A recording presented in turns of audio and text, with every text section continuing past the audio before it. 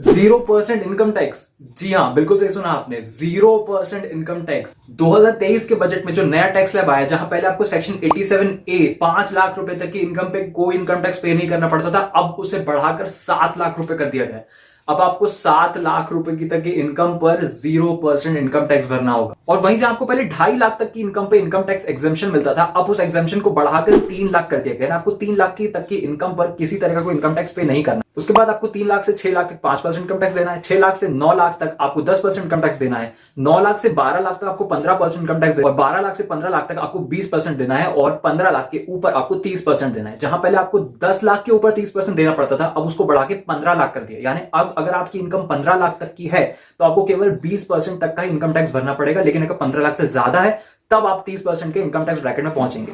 तो आपको क्या लगता है 2023 का नया बजट हमारे पर्सनल बजट से फ्रेंडली होगा या नहीं? मुझे जल्दी से कमेंट बॉक्स में कमेंट करके बताइए।